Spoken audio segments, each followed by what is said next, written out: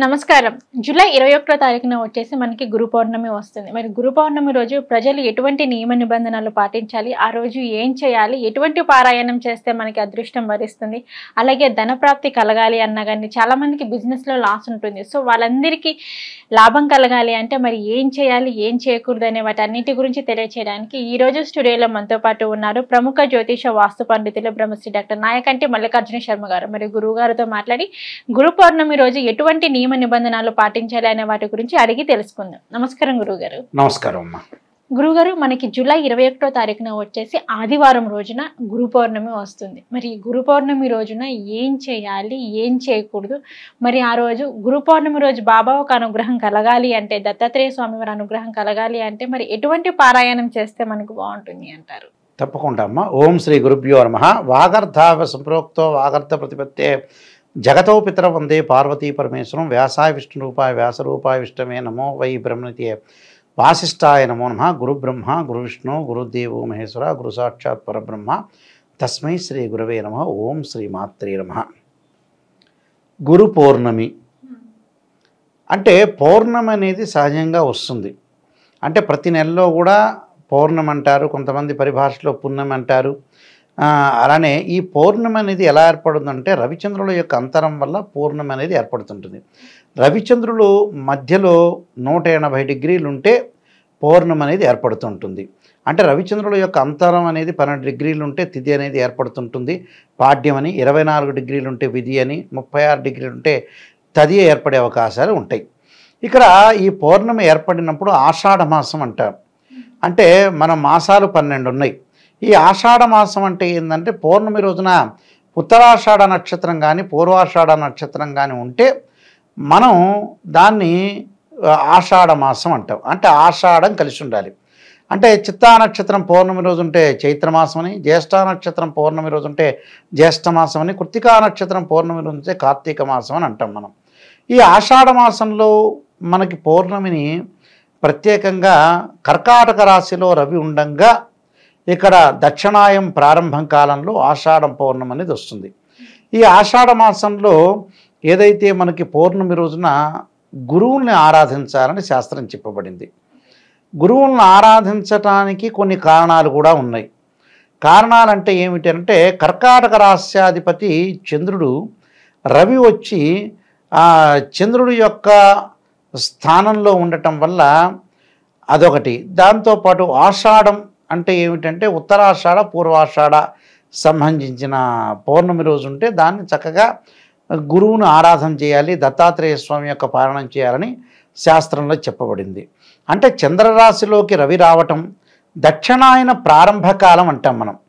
అంటే ఉత్తరాయణము దక్షిణాయనం ఏంటంటే దేవతలకని పితృదేవతలకు అనుకూలమైన కాలాలు అనేవి ఏర్పడ్డాయి. ఈ దక్షిణాయన కాలంలో కూడా మనకు భాద్రపద మాసం రావటం, అలానే పితృదేవతలకి ఇష్టమైన కాలం ఏంటంటే భాద్రపద మాసం. దక్షిణాయనం కూడా పితృదేవతలకు ఇష్టమైన కాలం అది. ఇక్కడ గురువులు అంటే ఏంటి? తల్లిదండ్రులు సమానం. అంటే మాతృదేవోభవ పితృదేవోభవ ఆచార్య దేవోభవ అంటాం. అంటే ఫస్ట్గా మనం తల్లిని ఆరాధన చేస్తాం, తర్వాత తండ్రి, తర్వాత గురువు.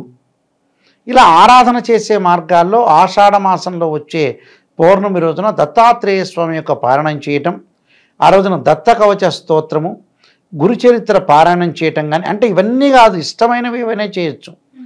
అలానే గురువులను పూజ చేయటం, జగద్గురు ఆదిశంకరాచార్యుల యొక్క నామస్మరణ చేయటం, వారిని తలుచుకోవటం, అలానే రామాంజనేయులు గురువు గారిని తలుచుకోవటం, దాంతోపాటు శృంగేరి పీఠాధిపతులు కానీ, కంచి పీఠాధిపతులు కానీ, పుష్పగిరి పీఠాధిపతులు కానీ, ఇలాంటి గురు మార్గాల్లో వాళ్ళ యొక్క ఇంటి యొక్క పురోహితులు కానీ, బ్రహ్మగారు కానీ, వాళ్ళు చెప్పిన టీచర్స్ కానీ, అలానే ఉపన్యాసకులు లెక్చరర్స్ కానీ, ప్రొఫెసర్స్ కానీ, వాళ్ళకు సంబంధించిన గురు మార్గంలో బోధించే వాళ్ళు ఎవరైనా గురువే.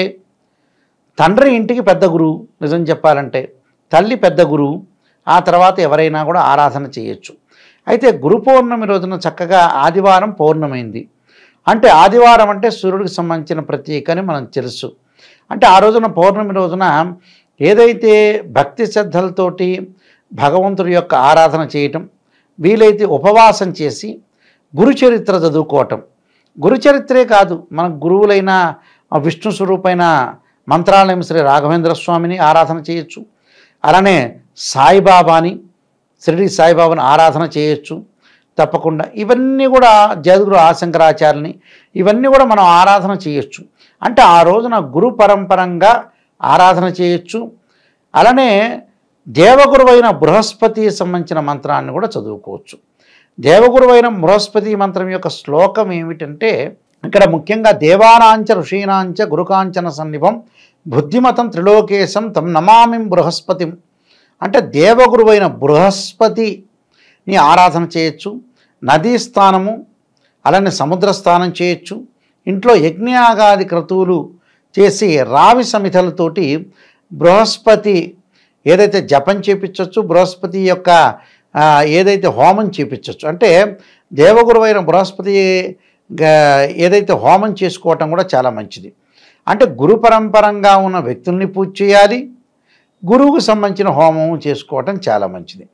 అంటే బృహస్పతి యొక్క ఆరాధన చేయాలి. అంటే బృహస్పతి అంటే ఏమిటి? దత్తాత్రేయ స్వామి ఉండొచ్చు, అలానే మనకి రాఘవేంద్ర స్వామి ఉంటాడు, జగద్గురులు రామాంజనేయ స్వామి ఉంటాడు, జగద్గురు ఆశంకరాచార్యులు ఉంటారు. ఎవరైనా సరే మన టీచర్లు కానీ వాళ్ళందరి యొక్క గురు పరంపరంగా నమస్కారం చేసుకోవటం మంచిది. అయితే భగవంతుడి రూపంలో ఉన్న వ్యక్తులందరికీ దానికి దైవయజ్ఞం చెయ్యాలి. అంటే దేవగురు అయిన బృహస్పతి యొక్క హోమం చేయటం చాలా మంచిది. ఆ హోమం చేస్తే ఏంటంటే మనకు విద్య యందు ఆసక్తి పెరగటం, చదువు పట్ల ఆసక్తి. అలానే దక్షిణామూర్తి స్తోత్రం కూడా చాలా ఇంపార్టెంట్. అంటే దక్షిణామూర్తి స్తోత్రం పారాయణం చేయటమే కాకుండా హోమం కూడా ఉంటుంది. హోమం కూడా దక్షిణామూర్తిని ఆరాధన చేయటం, హోమం చేయటం, ఇలాంటివన్నీ కూడా విద్యార్థులు ముఖ్యంగా దక్షిణామూర్తి స్తోత్ర పారాయణం చేయాలి.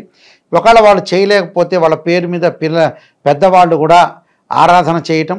అలానే స్కూళ్ళల్లో కానీ, అంటే పాఠశాలలో కానీ, కాలేజీల్లో కానీ గురు పరంపరంగా అంటే గురుదేవుల్ని భక్తి శ్రద్ధలతో పూజ చేయటం. మరి పరమేశ్వరుడు యొక్క ఆరాధన, దక్షిణామూర్తి అంటేనే పరమేశ్వరుడు, ఆ పరమేశ్వరుడు యొక్క ఆరాధన చేస్తే మనకు మంచి జరిగే అవకాశం ఉంటుంది. అలానే ఆ రోజున ధనం కలిసి రావాలంటే ఓం యక్షాయ కుబేరాయ వైశ్రుణాయ ధనధాన్యాధిపతి ధనం ధాన్యం సమృద్ధిమే దేహిమే దాపై స్వాహ అనే మంత్రాన్ని. రెండో విషయం ఏంటంటే ఆరోగ్యం బాగుండటానికి శరీరే జర్జరీభూతే వ్యాధిగ్రస్తే కలేవిరి ఔషధం జాహ్నవీతోయం వైద్యో నారాయణ హరి అనే మంత్రాన్ని చక్కగా. అలానే మూడోది వచ్చేటప్పటికల్లా సంతానం కలగలేని వ్యక్తులు ఉంటారు, ఆ సంతాన గోపాలకృష్ణ మంత్రం చదవటం ఒకటి. అలానే నవగ్రహాలకి ఆదిత్యాయ సోమాయ మంగళాయచ బుధాయచ గురు శుక్ర శనిభ్యచ్చ రాహువే కేతువేని నమస్కారం చేయటం. గణాలన్నిటికీ కూడా అధిపతి అయిన గణపతి యొక్క ఆరాధన చేయటం కూడా. అంటే ప్రప్రథమంగా మన జీవితంలో విఘ్నం లేకుండా ఉండటానికి, విఘ్నం కలగకుండా ఉండటానికి, కాలానికి విఘ్నం లేకుండా ఉండటానికి మన విఘ్నేశ్వరుడు యొక్క ఆరాధన చేయటం కూడా మంచిదే.